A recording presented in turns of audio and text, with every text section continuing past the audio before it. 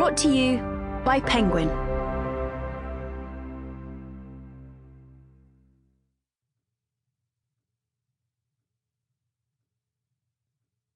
Crime and Punishment by Fyodor Dostoevsky, read by Don Warrington. Introduction 1. A ready-made title. Crime and Punishment suggests a ready-made plot. A man will commit a crime, he will be caught, he will be punished. His fate will revolve around the conflicts between freedom and conscience. The delinquent individual and the punitive state. Justice, no doubt, will be done.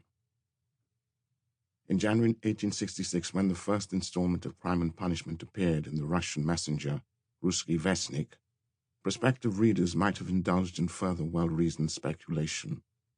Here was a title steeped in the ferment of its time, an era marked on the one hand by the ambitious reforms of Tsar Alexander II, 1818 to 1881, not least to the entire judicial process, and on the other, by mounting radicalism and nascent terrorism, prompted in large part by the perceived failure of these same reforms.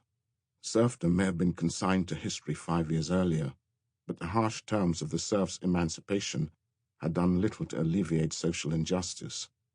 Would this, then, be a novel of political rebellion, or perhaps, given the increasingly conservative leanings of the aging Dostoyevsky and of Mikhail Katkov, editor of the Russian Messenger, a satire of these revolutionary tendencies? Inevitably, the novel would also be rooted in the bitter experience of its famous author. After all, he too, in his free-thinking youth, had known crime and punishment at first hand. His chief crime was to read out more than once Vissarion Bellini's letter to Nikolai Gogol, 1809 to 1852, in which Russia's leading critic rallied against Russia's leading author, whose latest book had revealed him to be a proponent of the knout of church, state, and serfdom. Dostoevsky's Punishment, and that of a disparate group of his associates broadly linked by utopian socialist sympathies, was to face the firing squad on St. Petersburg's Semyonovsky Square in December 1849.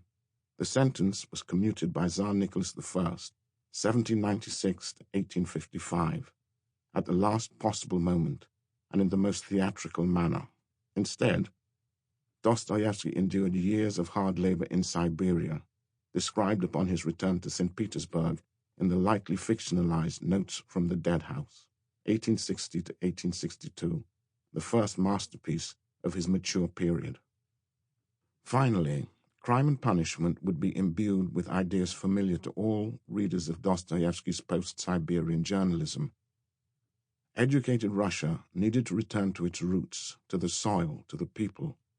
Only thus could the warring tribes of westernizers and Slavophiles, elites and commoners, be joined.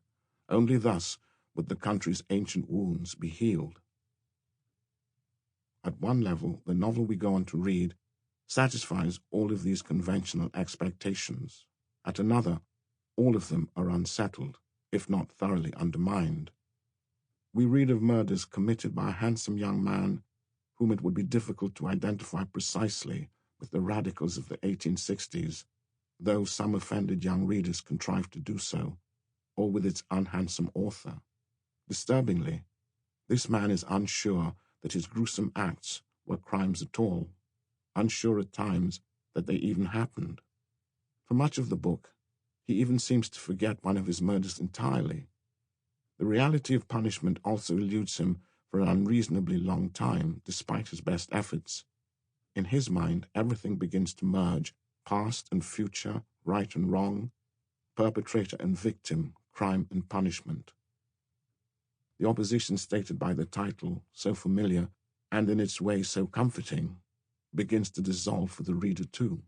A dark joke, perhaps, like Dostoevsky's own execution, yet no less serious for that. Because it was written before The Idiot, 1868, Demons, 1871 to 1872, and The Brothers Karamazov, 1879 to 1880, and because it's so often described as a version of the murder mystery or as a novel of religion. Sample complete. Ready to continue?